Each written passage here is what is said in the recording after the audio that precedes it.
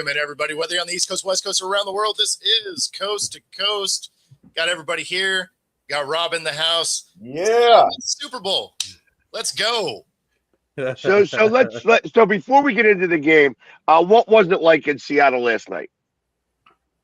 Electric, right? I mean, you're playing in the Super Bowl. Like, I don't know of any fan base. It's like meh, like So yeah, no, it was a great atmosphere. So yeah. Oh yeah, the You guys didn't burn the city down or anything? I didn't hear about any of that stuff. Like, I haven't even looked on social media yet. So we don't do that here. Like, that's that would be Dallas. We haven't seen a Super Bowl so damn long. Those people would lose their damn minds if they got a Super Bowl at this point, and they probably would turn down Dallas. You know what? We tore down a couple of street signs up there in Capitol Hill. Easily the best part about this is D-Law saying, "Hey, I love Dallas. I live in Dallas. My family's in Dallas, but I'm never going to win a ring here." Yeah, he's not wrong. It's just Seattle, and they immediately won a ring. That is fantastic. Well, not only did he get a ring because he couldn't get it anywhere else, but Darnold got a ring there. And again, Minnesota's got to be shooting themselves every day watching Darnold get that Super Bowl trophy, man. I mean, that's hell of a. But by the way, I'm going to say the GM got fired, so yeah, that's true. Exactly. I really feel like, though, outside of your defense being one of the heroes on your team with that defensive touchdown was amazing. But I saw Walker, and they did what I thought they did. If they get Walker running the ball, they're going to have a decent night. And Walker, I think, was an unsung hero. I think he was one of your MVPs on that offense. He was the MVP. Did you watch the game? No, I didn't catch the end of it. No, because I was at the VFW with other veterans, and so they turned off the TV at a certain point right since the game ended, so they had to get out of there. So I missed that tail end side of it. Yeah. So if he got it, then he deserved it. Yeah, he deserved it. I agree. Walker deserved it, but I think the unsung hero, Myers.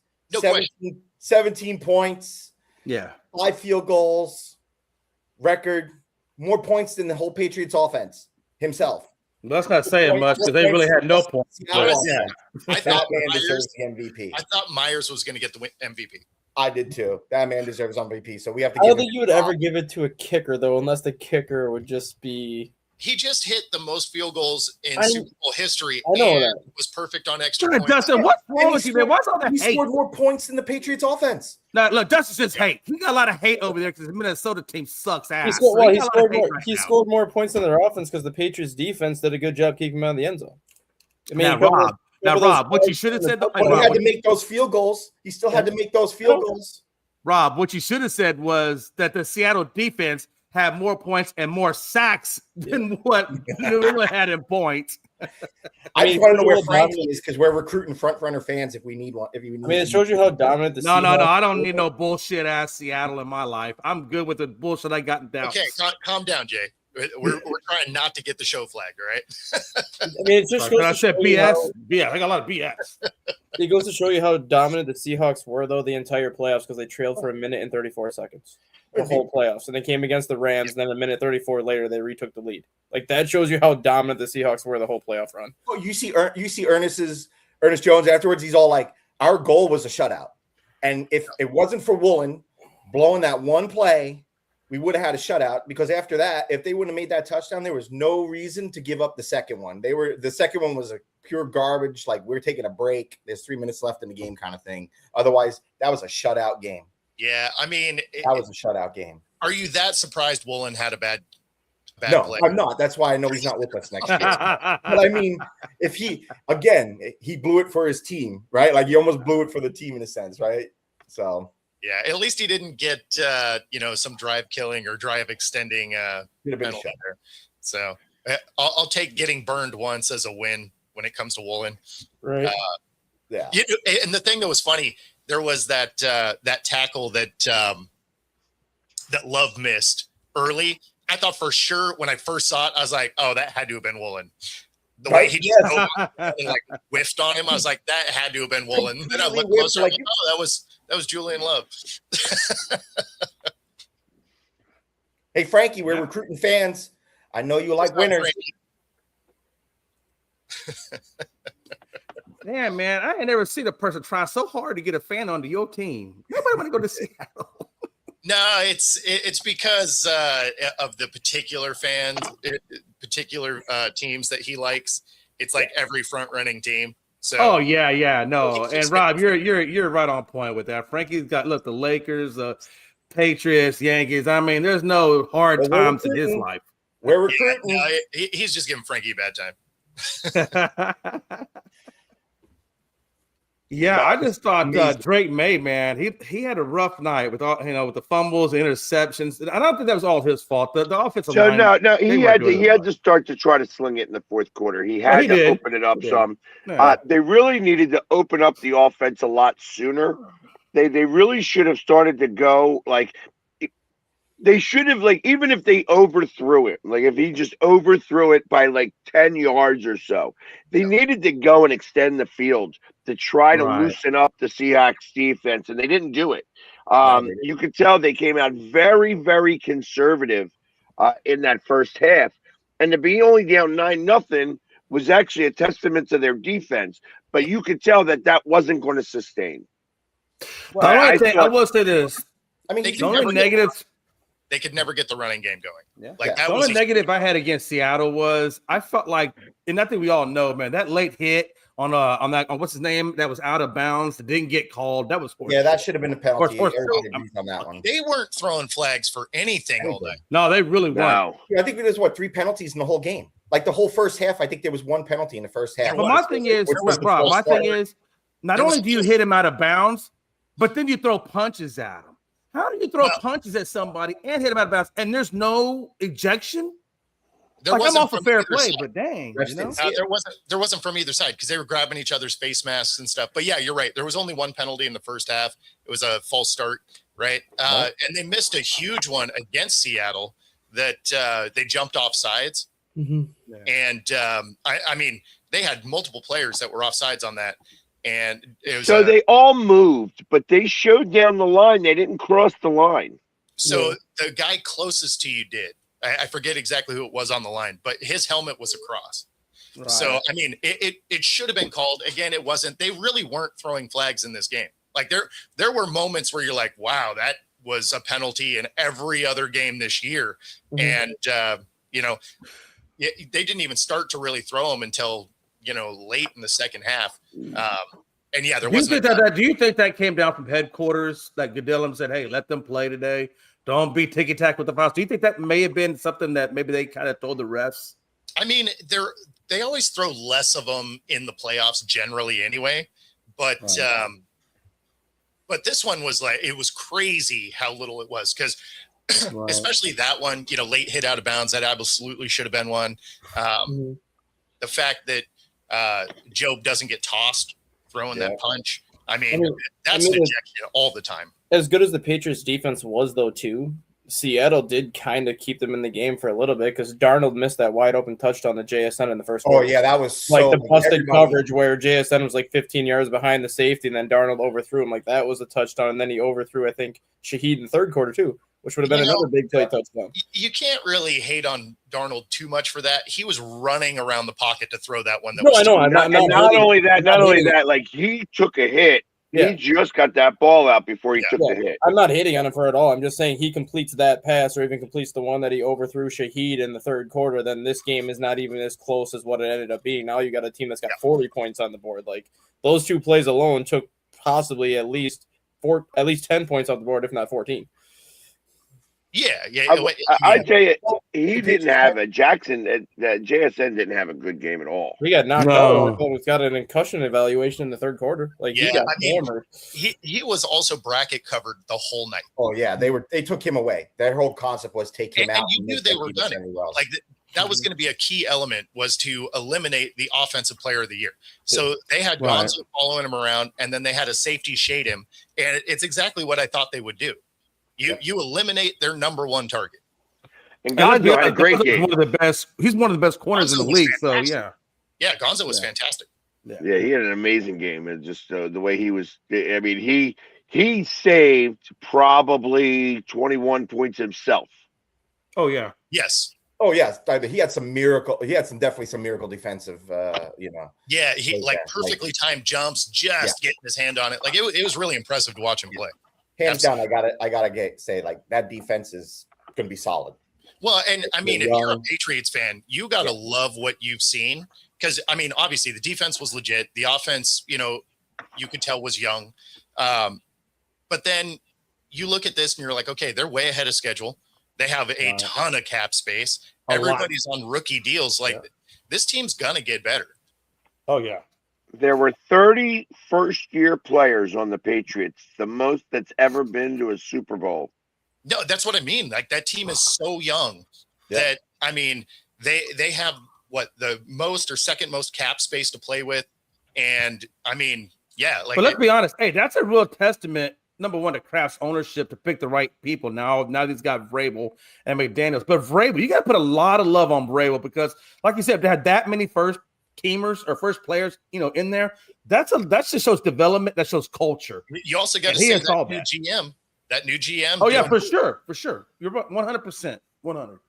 Yeah, exactly, Frankie, and a bunch of draft picks. Like the Patriots are going to be a very real team over the next couple of years. And what you just they can literally cherry pick that offensive line now. And what you said about the draft picks, though, I think that's the key too, because I am not going to be surprised if the Patriots try to dangle some draft picks to Cincinnati for Jamar Chase or T. Higgins. They need a bona fide number one wide receiver in New England. The thing is you can get wide receivers. You can, but if you can get one that's got multiple years already. Yeah, but why go get somebody that's the most expensive in the league? Right. Like you for another year anyway, right? Isn't he got one more year at like 20-something million? So that's why I would go T. Higgins. Yeah. Yeah, I mean, and yeah, AJ Brown, obviously, all these guys could work, but I mean, you gotta be careful though with AJ Brown because he can cause some issues in the locker room if you're not careful with him. They just did this with Diggs. Yeah, you know, problem. no, trust me. But that's my point, right? Like they really. Yeah, but AJ Brown doesn't get in trouble where Diggs does. Exactly. No, that's true. That's true. Yeah, because Diggs goes to court here in a couple of days. It's also the coach, though. I mean, I think Vrabel's a respected enough coach to keep him in line, right? You know, so. Well, there's a lot of people you can and cannot keep in line. Some people are just like AJ Brown. Nobody, I'm not AJ Brown. Excuse me. The guy from the Steelers that was a real head case and went to Tampa. DK or no? Antonio Brown. Yeah, you know who I'm talking about, right? AB. Yeah. Yep. Yeah, Antonio Brown. There you go. I mean, some people are just. Terrell is even one of those kinds. I mean, there's some are just hard. Yeah. But what I do like about this team is the fact that they can literally, with the cap and the space that they have, they can add more veteran leadership. They can add more high quality players from the draft. I mean, they got the right piece. They can really pick this and tweak this up real nice over the next year or two and have a lot of growth room. Right? Yeah. No, that's exactly right. Like they have a lot of opportunity to continue to get better. And Diggs just wasn't open, Joe. That Seattle defense really didn't give Diggs a whole lot of chances. They tightened up the seams so much. I was surprised we weren't getting burned by tight ends. Like I was expecting Henry to have like the big game of the season. I was expecting a touchdown out of him. Like tight ends were nowhere near to be found, and that's usually our weak spot. So to see that, that made me so happy to see that. Like I was like, okay. Yeah, I mean, my pregame stuff, that was exactly it, right? Like I was like, oh, watch the seams because you know the way they play defense, tight ends can eat, and they couldn't. Oh, there was nothing. I mean, it was really impressive. It was really they were throwing some balls into some serious traffic there. Yep. Even I like watching the safety blitzes too. Like that's a Jimmy Johnson, old Jimmy Johnson from the Eagles. He was the one that kind of started to bring that out, like just say, hey, let's get like those safety blitzes coming out from the back ends and such like that. He got there a couple of times. Yeah. And Mike Zimmer did that a lot too in Minnesota with Harrison Smith. Like he would blitz Harrison Smith on safety. Because Mike Zimmer was an assistant under Jimmy Johnson. Yeah, he would do that all the time with Harrison Smith, at least 3 or 4 times a game. Now I will tell you this, Bo. I think with the level of team, as long as you don't have any drop off in terms of player personnel, you guys are built. You could run at least 1 or 2 more Super Bowls out of that. You got the youth on that team to still do that and add more players to it. You know what I mean? Yeah, I mean they're decent in cap space. Yeah, I mean there's lots to like on this team for sure. It'll be harder to run it back. It's a much more difficult division.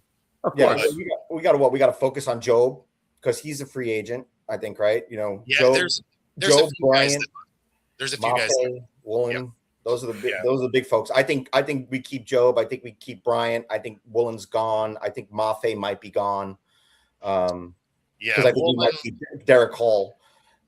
So yeah. See, Derek Hall he's such a tough guy because on the pass rush he's awesome. Yeah. But anytime he has to fall back into coverage at all, it's a wrap. Yeah. I'm just wondering, do you think Sam Darnold now is going to want to renegotiate his contract? Or do you think he's going to stay pat with where he's at? I mean, he just signed it, so I think he's but I'm saying, do you think he might want an adjustment? Maybe not this year, but if he continues the progression, do you think he's going to want to reevaluate it over time? He signed a 3-year deal, so after the end of next year, they're going to be negotiating the next one anyway. Yeah.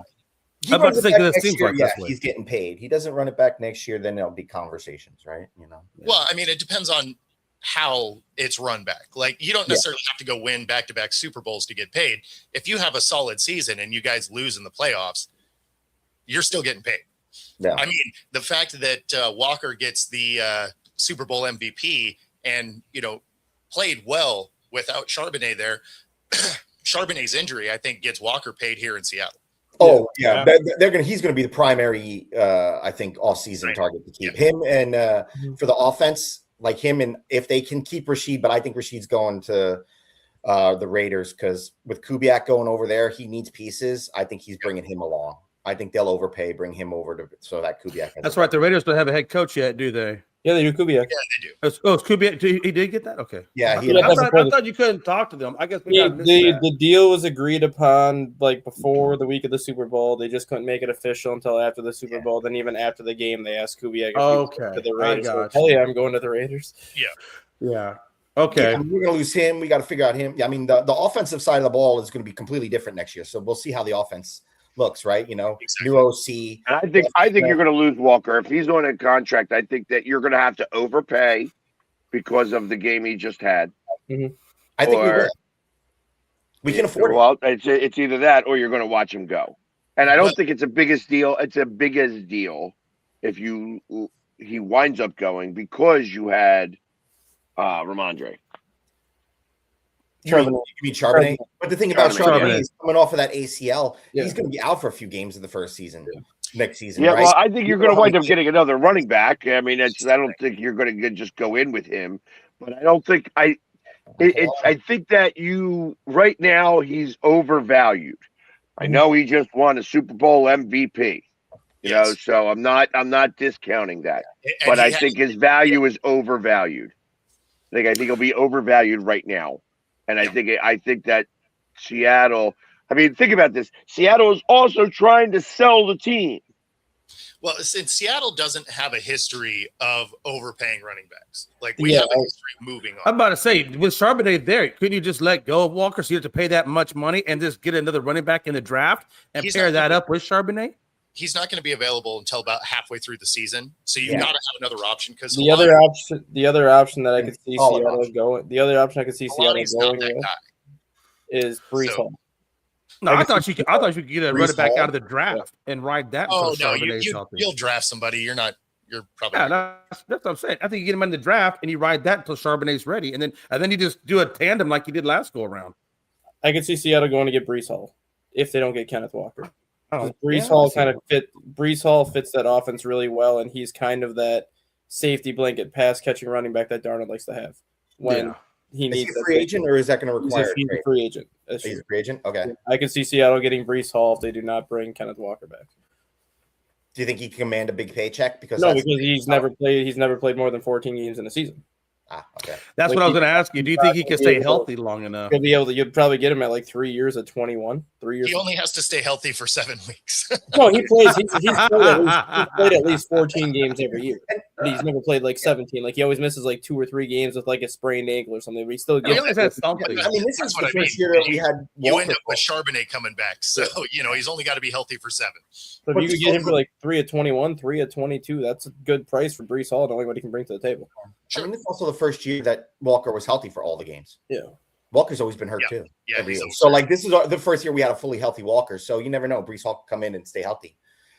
But it happens. We're used to a 14 game or less of our primary running back. So I think Breece Hall would be a good fit for Seattle if that's something they have to do if they don't keep Walker. And you could probably extend his health because you wouldn't have to use him every single play. Like, he don't have to be the main guy. He just has to complement Charbonnet, and I think he's good. Yeah. Yeah, well, I mean, obviously that is helpful if you're not taking that kind of, load all the time, right? Yeah. Where you're the main carrying guy. But at the same time, like, some of those running backs need all those touches to get going. So some running backs just don't do well in a running back by committee type of situation. Yeah. Right. Yeah. It's happening, Chad. Like a guy that always comes to mind like that is like Adrian Peterson. Yeah. Right. Like, he didn't even get going until he had, 16, 17 carries already. Right. Then he started tearing them off. Right. Like, then he was destroying defenses. But if you were doing, split backs, he'd never even get to that point. And that's just basically, I guess what you're saying is he needs to establish the rhythm to really get going rather than just coming in cold and going at it. Walker does do better with touches. Yeah. But the good thing about this was that he was from the gate. He was effective, and I was surprised they didn't go to him more initially. I mean, before you knew it, like, his over under was 76.5 yards. I actually moved his line up to try to get the odds. Like, that's what so I had it at 137.5, and I thought I was destined to make it. Yeah. yeah, I mean, it really was. And I should have, instead of that bull crap holding call. Yeah, you were a little sad in the chat group. I thought about giving you a hug. Well, no, I wasn't sad at it. Yeah, it was funny because a good buddy of mine is like all excited because they called the touchdown back because he wanted Seattle to kick a field goal so that he'd win the block pool. And I'm like, oh, that's they funny. ain't kicking a field goal with 3 minutes left in the game. It's just, I would have won my bet. And then I could have bought you a drink. Now we both lose.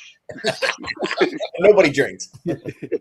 The funny thing is too, like, if that hold doesn't happen, Walker would have still got you the yards you needed because he was like 3 or 4 yards downfield when that hold happened. I think you only needed 3 yards to get. Hey, I'm gonna say I was pretty close to doing a health and wellness check on Pags, but I didn't know. Listen, I was fine. I mean, it's like, listen, any bet that I make, I expect I'm going to lose because I was doing seven parlays,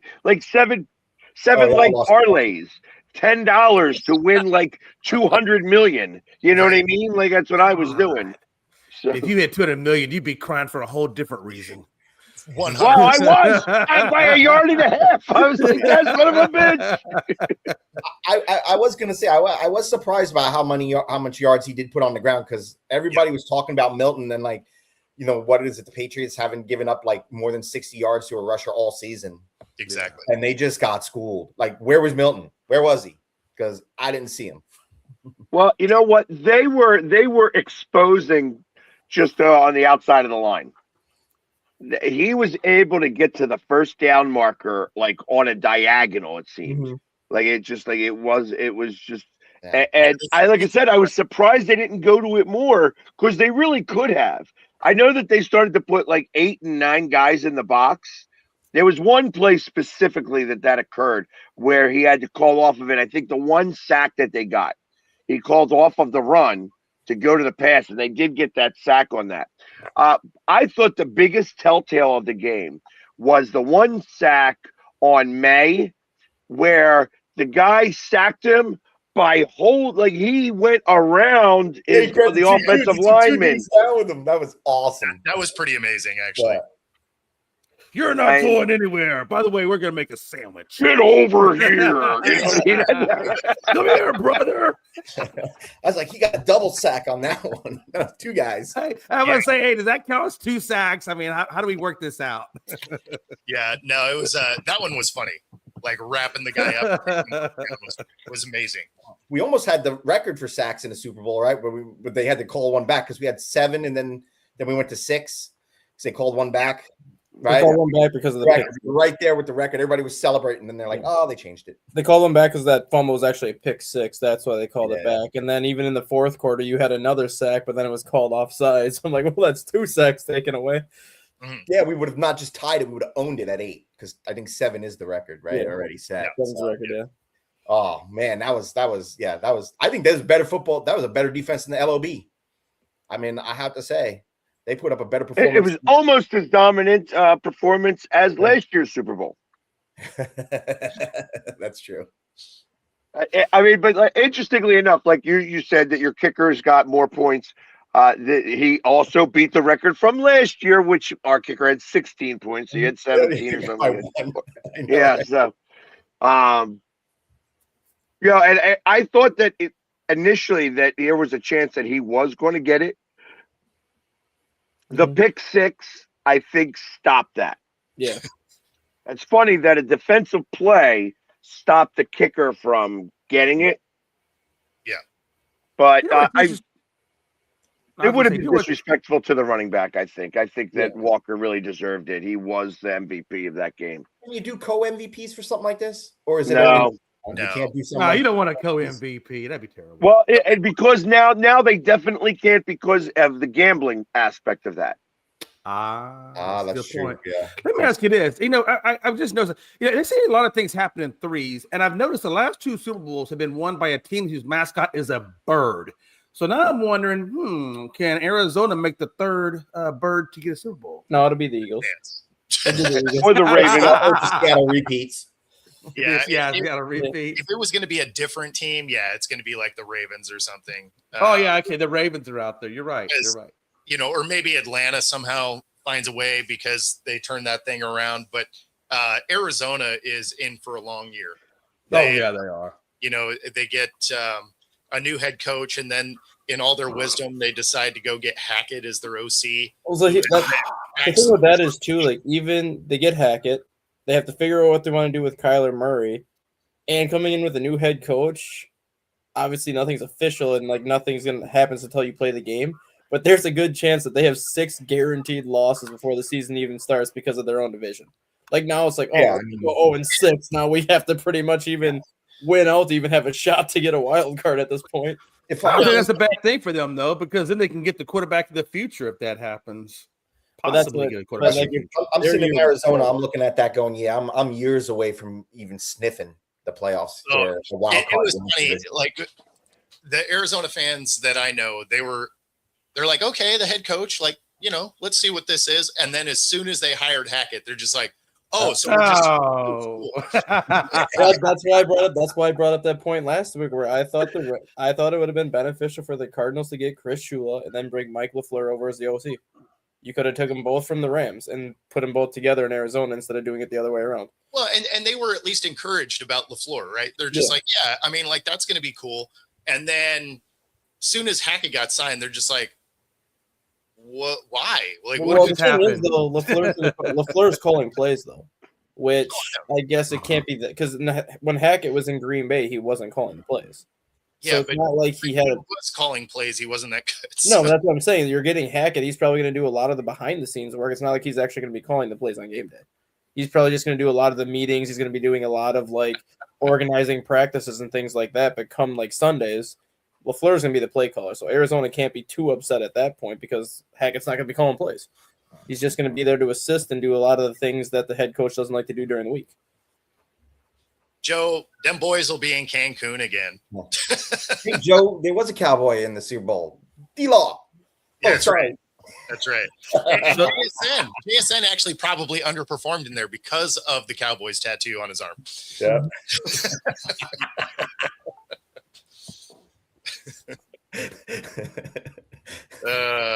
That being said, I mean, I still think, does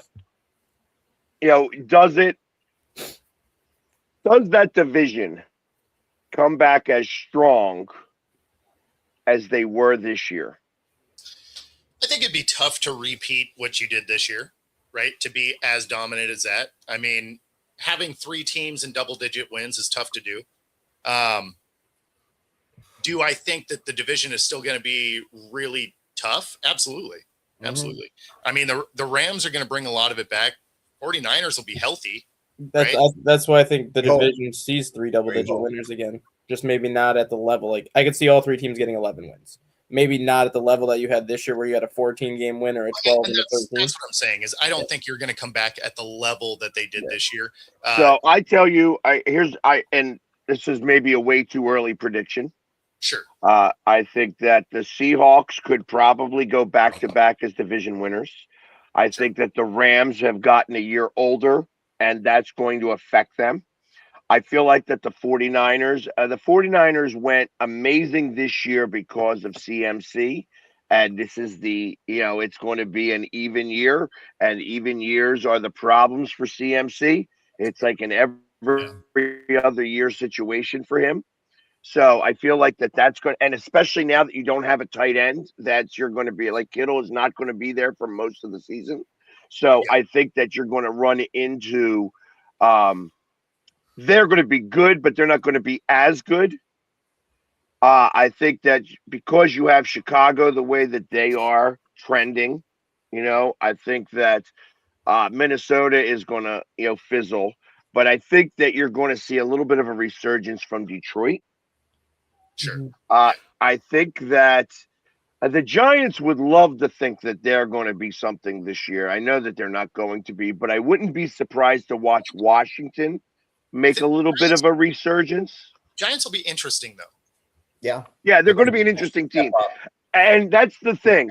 The North, the East and the West play each other this year. Mm-hmm. And real quick, going back to CMC, though, you already know he's probably going to have a rough year this year because he left with the damn shoulder injury that looked pretty significant. So I don't know how he's even going to come back to start the season. Of course, I don't know the severity of that shoulder injury either. Trying to start the year. But no, like the Giants are going to be interesting. Like they're that team that they're going to absolutely surprise a team that they shouldn't beat, and then they're going to lose to a team they shouldn't lose to. Like they're going to be an interesting, inconsistent team. Yeah. Well, they're going to actually have a fully healthy offense. We got to remember too, right? Like Neighbors was gone pretty much all season. No, for sure, and that's why I say, like, I think they're going to be interesting because they have elements on this team, and so Cam looks pretty good right now. I actually got to sing "Happy Birthday" to Cam Scatterbo. I was able to get I did a card ripping. I don't know if you guys know what that is. Yeah. And got a Cam Scatterbo, and then I had him sign it. So he signed it for an Eagles fan, which was kind of cool. Right on. And just so I think that he is not going to be as crazy as he was. I think that he's going to calm down a skosh. You know what I mean? And him and Jackson Dart could make for very interesting. It's going to depend on how that defense really plays. I know they have some good pieces on defense. Yep. It's a matter of putting that whole defense together. But when it comes to the South, I mean, it's like, is Atlanta ready to take the step? I think they are with Stefanski. I mean, they already had the pieces. They just didn't have coaching that. I think with Stefanski, like I've said this for the last couple of years, I think Atlanta is the most talented team in the NFC South, top to bottom, like both offense and defense. They just haven't had the coaching to maximize that roster. As bad of a coach as Raheem Morris was, you saw the potential Atlanta had the final month of the season this year. Like Atlanta looked like a legitimate playoff team that final month of the season. Now you're bringing in Stefanski, who made the playoffs twice with a Browns roster that's not nearly as talented as Atlanta. But he's got plenty of offensive pieces to play with, and he's a very good offensive head coach. Like Stefanski could have fun with what Atlanta has right now. So, speaking of the fact that you said Minnesota would fizzle, Atlanta is expected to cut Cousins. He's going back to Minnesota. He's going to be back to Minnesota. Does he go back to Minnesota? Yep. Because JJ McCarthy clearly isn't the deal. Yep, he'll be back in Minnesota. Well, you got to imagine if you're Justin Jefferson, you're probably like, hell yeah, please bring him back because my stats sucked last year. So I tell you, I think that there is a possibility that the Raiders do not take or do not use the first pick in the draft. What? I really believe that. I think that Tom Brady, having a say in this, is willing to trade that first pick away to be able to get multiple first-round picks, like in futures and such like that. I would not be surprised to see Minnesota go after Mendoza. But do you think Kubiak is going to want to? I mean, they're going to have to consult Kubiak before they do that, I would imagine. I mean, they got to get that buy-in. I'm wondering if Kubiak really wants to go and coach then Gino. Because you then well, no. I don't think he has to coach Gino. I think that there's plenty of other options available. I'm just saying that right now, if I'm Kubiak and I see what the Raiders have right now, that there are so many holes that need to get fixed. Sure. The multiple first-round picks, the quarterback is like, you having a great quarterback now who's going to get killed every play doesn't help you. No. You have to start to solidify really the trenches. That's again. Now that's me thinking, not necessarily Kubiak, but that's where you need to start to put. Well, what about keeping Mendoza and then just trading Crosby and getting a bunch of first, getting a first. That's what they're going to do. I think they're going to trade Crosby instead. But that offensive line has to get significant. And I think that would be the right one to trade as Crosby because he's getting older. He's not, they want their rebuild. I don't think he wants to be a part of a rebuild. Yeah. And I think then I think they're maximizing draft capital to what Pags is saying to solidify the trench to where you can bring in a guy like Mendoza and you can keep him upright. Yeah. Versus what he has now, because you already got a good running back in Gentry, and you got a good tight end in Bowers. I feel like that as a coach, that if your first order of business is to grab a quarterback, you live and die by that first order of business. Oh, hell yeah. And that's where I feel that, that was the one good thing about Andy Reid. I know that Andy Reid was here for a year first, and then he went and got McNabb. Mm-hmm. He was like, let's see what we've got first, and then figure it out. You know what I mean? Because you don't want to die on the hill of the quarterback right away. And who knows? Like college and pro are two different games. Listen, I think Mendoza will be better than Caleb Williams. However, I didn't think Caleb Williams was going to. I thought Caleb Williams was going to fizzle, and I was wrong. Or at least I have been proven wrong up to this point. Sure. So, it's I just if I am Kubiak, and knowing that I have this major asset for the first pick in the draft, to possibly bring in a couple of players and a couple of other first-round picks and a couple of extra picks. Like you could actually, to get that pick, you could probably do 3 first-rounders, an offensive lineman, and thrown in a 5th and a 6th. You know what I mean? It's not ridiculous to think of that type of haul for somebody who wants that quarterback and is maybe more ready. Let me ask you this, though. I hear what you're saying, but let me ask you this. If you're Kubiak, then you got to look at the quarterback classes coming behind Mendoza. And is Archie Manning going to be better? I don't know. Yeah, I still don't really know all about Archie. And is there anybody else that's better than Mendoza coming from behind? Because if not, and you pass up on Mendoza, you're right. That could be a hill you don't want, because every good coach has a good quarterback. But I'm going to talk about it in your case here. Dak is a 4th-round pick. Yeah. Mm-hmm. Okay. Hurts was a 2nd-round pick. Mm-hmm. I mean, Brady was a 6th-round pick. We don't have to go that crazy. Brock Purdy was the last pick in the draft. Sure. Mm-hmm. So it becomes a matter of, if you have a quarterback that has the tools, and Kubiak is a good coach, at least that's what we're saying, that as a good coach would be able to do more with what he's given. If he likes a quarterback, he trades away that first pick, and he likes a quarterback that has certain attributes and feels that he could train him better. Geno Smith, I think Geno Smith got lost in Vegas. That was the problem with Geno, because he liked to party, and that's that issue. So you got to find, like I said, you got to find a Mormon in Vegas. It's a quarterback. You have let's be honest. Let's be honest, though. When you talk about Brady and you talk about Purdy, those are lightnings win one-offs. What are the odds of actually finding that type of player? Honestly, if you're playing the Vegas odds, it doesn't happen that often. But but like look at Dak Prescott. Look at Dak Prescott. I'm just using him as another example. He was a 4th-round pick. He wasn't a 1st-round pick. He was a 4th-round pick in a class where there was a ton of 1st-round picks, quarterbacks. You know what I mean? So you can also get fired if you don't get this guy and he shows out. Yeah. All Sam Darnold in Seattle. Well, I mean, that took a long time. I'm just saying that. Even the Darnold in Minnesota. They are so far away. They are so far away that a quarterback's not going to make a difference right this second. A good quarterback on that Raiders team would have maybe won one extra game. Yeah. You know, and that's what I'm getting at. Like, it's like, hey, listen, you had Joe Burrows scored 50 points a game and losing 52-51. Yeah. You know what I mean? So it doesn't matter. And I feel like that's the Raiders issue going right now. Just right now. You know, like I said, it's you got a new coach now. You're going to be doing things a little different. Hey, listen, they don't pay me a lot of money to say any of this stuff. So it's like maybe I'm dead wrong.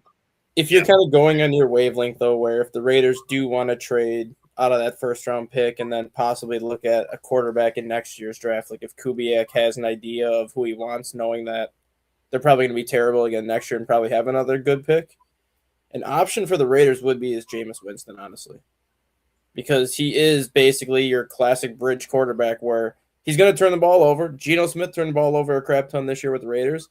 But he's also going to be able to throw you touchdown passes and keep you in games, and he kind of fits the Kubiak system a little bit. He's one of those kind of big play quarterbacks, and you trade Mendoza for more picks. You can get a wide receiver to help him. You can get an offensive line to help him, and then you just throw him in there for a year. Whatever happens, happens. You go into the 2027 draft, and then you find your quarterback after that. I mean, if you're going that route, then you might as well just stick with Geno because he's already. I was already getting paid, so you know. So isn't Mac Jones? Mac Jones actually was pretty good. Well, the Niners, but he only had a 1-year contract with the Niners. Got 2. Yeah, so they're talking about him being traded. Yeah, he's got 1 year. Yeah, I mean, I think that's a feasible situation there with Mac Jones. He was very sufficient. You know what I mean? And he wouldn't cost that much. I just feel like San Francisco is going to keep him, and they're going to give him a contract. They're not. They've already kind of said they don't want to trade him. They want to bring him back. I don't know. It'd have to be a hell of a package. He has another year. The thing that's what I'm saying. People are calling about it. Yeah. And if the right offer's there, you're going to trade the guy. Like I know Minnesota has interest in Mac Jones. I know the Dolphins have interest in Mac Jones. There's about 3 or 4 teams out there that have interest in Mac Jones as a starter, which if they do have interest in Mac Jones as a starter, 49ers are going to get Dustin's still trying to grow one. I don't grow anymore. If they got more holes in that beard than they had in the offensive line in Dallas. Okay, we got problems. If any team does have interest in Mac Jones as a starter, they're probably going to give the 49ers an offer, which is going to be considered what you might call an overpay, because they're going to want him as a starter. So even like Peg said, you could probably get Jones for a 3rd or a 4th round pick. If someone wants Jones as a starter bad enough, you could probably see the Niners get a 3rd and a 4th round pick for him. Somebody will probably overpay to get him that opportunity. I don't know if you'd get that. You might get a 3rd and like a 6th with an escalator. Even then, I was thinking a third and a late 5th, one of those compensatory 5th rounds. Yeah. That's what I was thinking. A 3rd and a 5th would do that. I know it's weird, but what about like a league minimum to Russell? No. I don't see free agent, right? He's just sitting there, league minimum. You get him for so cheap. Out there. He is just out in the wind. I don't see anybody. I will tell you, Russell Wilson is about to go to the booth. Yeah, yes. I don't see. I think that he was prepping. I think he was prepping for that. I got a picture with him. Yeah. You know, I did. First off, it's so amazing how short he is. I feel like I was taller. You can't see over a fence. And I like I said, I think that he looked just a little too comfortable, not, just like, he's like, do whatever. Like he was just, I think he's ready to transition. I think Sierra's ready for him to transition too. What about this kind of off the wall suggestion for the Raiders? What about the possibility of Derek Carr coming back? Oh God, Derek man! How many more people are you gonna pull out of Derek thin air? Carr Justin? indicated, Still unretired. Derek Carr indicated yesterday that he That's was not out of thin air. No, Derek Carr indicated this morning that he would be willing to come out of retirement if the situation was right. Yeah. That Raiders situation could be the right spot for him to come out and just be like, whatever. I never really want to go in the first place, so Yeah. Yeah, but to come out and lose, it's still. I just don't see that being the right situation. Like a winner. He's not going to Hey, why start. don't you come over here and be a gap fill for a little bit? He's not Right, starting. Why would you do that? Well, no, I mean that, but sometimes that's part of what you got to do a little bit. Like if he wants to come out and he wants to still play football, Yeah. you know what I mean? It's like Or there's he wants to there's start. something to be said for that. You know, it's like there's so many guys that are like I know that Richardson from Indianapolis is not ever going to be a thought process anywhere. You know what I mean? Like you have the Jets quarterback who is very talented but can't seem to do anything right.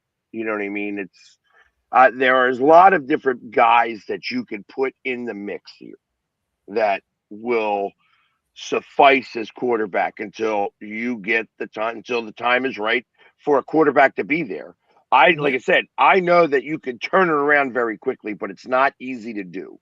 You know, they are going to have to do, the Raiders would have to do something very similar to what New England did. Bring in a whole new team. Like they brought in 30 guys who was their first year, not necessarily rookies, but it was their first year in here. You know what I mean? So that's what they would have to do. They have to get rid of the bad culture that's in Raiders Nation. Well, and that comes down to, are they going to have the right scouting team and the right developmental team to get the right 31 That's players? going to be now on Kubiak. Like we can't answer those questions, can we? Exactly. We cannot. Well, and the thing is, you know, you say, why would you want to do that if you're Derek Carr? Well, you have to do that because a team that's ready to go win right now probably doesn't need a quarterback generally. And he's not starting in New Orleans anymore because New Orleans is committing to Tyler Shelf. Well, okay, or maybe you look at Indianapolis Colts where maybe Daniel Jones isn't ready to come back, and then you could slide into there, and you get a fairly good team that you could take somewhere. Yeah, but you're essentially stepping into a backup role. If he's coming back, he's going to want to start. Yeah. So he's going to take a worse team so that he can be the starter, because he doesn't want to enter the league just to be a backup moving forward. Like he wants his opportunity to start, right? It's not as off the wall as Tennessee. How old is Derek Carr again? 34. Yeah. And you know he's had injury issues. Okay. I think I'm okay. You say okay, but I think his window is slowly passing. It probably has passed already. How about putting him in Exactly. Minnesota? So what are we doing? I mean, He's trying to see if he can even do it. Yeah. Would you take him in Minnesota? No, I don't think you're going to go to an offensive line that maybe can't protect you and you get killed. So you're one and done. I don't think he's an option for Minnesota. Yeah. Minnesota is going to either go the like Kirk Cousins route, or they'll try and convince Rodgers to come back, or something like that. Like God, if y'all got Rodgers, that would just complete the trifecta. Yeah, I mean the Brett Favre. I wanted him last year. I mean, you know what I mean? That's like the world tour, Brett Favre 2.0. That's the part of the Kwesi firing that nobody talks about. O'Connell wanted Rodgers last year, and Kwesi kept saying no. The year before that, O'Connell wanted Drake May, but Kwesi wouldn't give up an additional 4th-round pick to trade up to get Drake May. Like everything he's done the last 2 years have been nothing but fireable offenses, and Minnesota's like, you know what? Both the quarterbacks you basically passed and gave up on her in the Super Bowl. Bye-bye. So then I just don't know if Rodgers wants to be Brett Favre's doppelganger. I think he wants a little bit of individuality to it. Well, he did his legacy. Didn't play for Pittsburgh. I tell you, Rodgers either stays in Pittsburgh or he doesn't play. Yeah. That's what happens. He'll play for McCarthy, I think, if he stays. Maybe. Yeah, I think he stays in Pittsburgh because of that, and that's it. If he leaves Pittsburgh, then does Pittsburgh go for Carr? Because they're going to need a quarterback, and they like reclamation projects. No, I think that Pittsburgh it will. At one point, they had like 4 quarterbacks in that room. Yeah, so I wouldn't be surprised that they, stick with the guy who was the backup anyways Mason to Rudolph. Rodgers. Mason Rudolph. Yeah, they like Mason Rudolph. Yeah, they would roll with him for a played year. well. Yeah, they would roll with actually him for a played year. well for them. Yeah. I think Mason Rudolph just needs a legitimate chance to, with a good quarterback coach, to really have another shot at trying to be a starter. I feel like, because you're right, he has had really good games, and I think he just needs consistency. So, I mean, obviously the season isn't even ended yet. That ends on Friday, by the way. So even though we just had the Super Bowl, Friday is the end of the season. Next year we go. It's Valentine's Day Super Bowl. Ooh, boy. Yes. That's going to a lot be of the crazy. will be happening next year.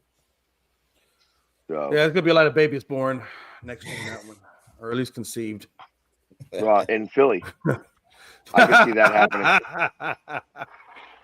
happening. It's going to be, and I think it's, when I look at it and I look at how this season ended in comparison to how the next season's going to go, my expectation is that we're going to see like Seattle and the Eagles, and I'm trying to think like maybe the Lions in the mix. So like those are the three that I think could possibly hold an NFC title game. I think the Rams will still be there. Yeah, I think Eagles make the playoffs. I don't think the Eagles make the championship game. That's not to hate on Philadelphia, but you guys have lost a little bit. I mean, you kind of downturned a little bit. I think for Philly, it depends on Hurts, because everything too I've been hearing lately too is like a lot of Philly fans aren't unhappy with him, like as a quarterback. Great guy, not the quarterback that not really happy with them. So I mean, I think it's his. I think makes Philadelphia next year. I think some of the people are always trying to go to the backup quarterback. Yeah. That it's always the quarterback's fault, blah, blah, blah. Truth of the matter is that our offensive line was hurt a lot. Mm-hmm. I mean, I read something while I was at Radio Row that's because of losing Stoutland, it's possible both Lane Johnson and Landon Dickerson both retire. Yeah. Which is now you got two holes on your offensive line. And that's if it happens. That's if it happens. I can't guarantee that happens. Yeah. I know that with Lane Johnson specifically, he's been doing like his workouts have been like pretty extreme, and he put on a lot of muscle. And the problem with putting on a lot of muscle is there's not a lot of fat that goes along with that. And you want the fat around the joints so that it's like lubricated, kind of. Oh, for so sure. When you switch to all muscle, you aren't as agile on the field. I mean, you're heavier, right? So I think that's going to run into a little bit of a problem with that. That being said, I think that was part of some of the injuries he was receiving this year. Will he do the same next year? I can't guarantee that. I just don't know. You know what I mean? I don't know like his whole workout routines and stuff like that, and who's going to be the next offensive line coach, and how much did he learn under Stoutland? Because I kind of feel like that person just gets elevated.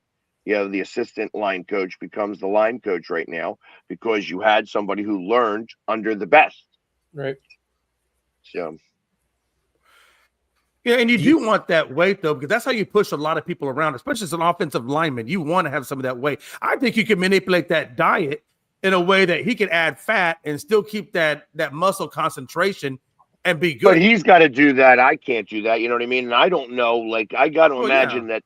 I mean, they spend tons of money on the nutritionists and things like that. So 100%. There's lots that's going on. But I mean, hey, listen. I know that it was part of some of the issue this year, I thought. The fact that he didn't play in the game in the playoffs was a big deal. It really hurt Saquon, because Saquon had an off year compared to the Super Bowl year. Well, Saquon was a different set of situation. I feel that Saquon got a lot of endorsements in the offseason, and his offseason routine from last year to this past, 2 years ago to this year was so severely different that it took him 12 weeks to get ready for the season. Right. And that was part of the issue. And then you had a problem with, like I said, the rumor was our offensive coordinator was using ChatGPT to make plays. Yeah. So. Yeah, I mean, you definitely got some things to work out over there in Philly, Are you But keeping I like AJ your Brown? situation better than mine, so I'd still take your situation over mine. So Does AJ Brown still stay in Philly? I think so. Without getting like a significant haul for him, like if somebody was to come in, if the Patriots were to come in and offer like a couple of first-round picks, like that might change it because I know that they do have a lot of picks. So if they were to try to, throw in like a first, a third, 2 firsts and like a third and a sixth, that would be enough, I think. So, I mean, it depends on how much somebody else wants them. yeah, I think Sirianni has his work cut out for him in this offseason to figure out a lot of those questions. Well, you know what the biggest question mark is that we have a guy who's got really high accolades from everybody, but has never been an offensive coordinator and has never called plays. Sean Mannion, yeah. Yeah, and that's gonna be a big deal. Again, we are putting a Super Bowl caliber team in the hands of somebody who hasn't done it, and that makes me a little nervous. Yeah. On the flip side, it makes me happy. Probably just as happy as I am with Jerry Jones. Yeah, exactly. See, you see how that's a love-hate relationship here? It's great. There's so much bitterness. I was going to ask you, it's way bitter. It's so bitter. I can't even taste sweetness anymore. My taste buds are all bitter. talking about OCs. So if Kubiak's gone, who do you think Seattle's going to go after now? Do you think we elevate and just like Philly, or do you think we're going to hire someone? I think you're going to get Bobby Slowick. Yeah, they need this. I mean, I thought he got re-signed or whatever with Miami. They need this re-up with Miami though. No, not Bobby Slowick. I saw he did. I think so. I'm almost positive he did. I saw a headline on it on ESPN that he re-upped with Miami. I think he's their offensive coordinator. Oh yeah, he is. That's right. Last week. Thank you. So then That's what I'm saying. I know. Hey, Chris, trust me. That would be a good one for you, Bo. I thought it'd be Matt Nagy and Bobby Slowick. Accidentally knowing stuff. I thought Matt Nagy and Bobby Slowick would be the 2 fits. But Nagy went to the Giants last week. Yeah, so I mean that's what I mean. It's like Slim Pickens here. I'm right twice a day, just like my watch. Are we pulling from the college ranks this year now, or are we? There's nothing, Yeah, I mean it's tough to say. There's probably some college coaches that they're going to take a look at as well. I don't have a good answer for you yet. I'm still kind of looking at guys that are available and that's what I mean. Guys that could become available, right? Because sometimes people are interested in leaving a job if there's a better one out there. So maybe not only that, the good thing is that you guys did just win the Super Bowl. So it's like that gives you a minute to have to think about this. Because obviously you're going to have the parade. You're going to do all that stuff. You're going to have fun with this for a minute. And then you're going to figure out like how to, like I said, Saturday comes and you start the next season. Yep. Right. Yep. Oh, yeah. We're coming up quick. That being said, that does get us to the top of the show. If you've been watching along with us, be sure to like and subscribe. Helps us bring our stuff to you. Otherwise, we will see y'all tomorrow. Yep. Take it easy, everybody. I know how to use ChatGPT.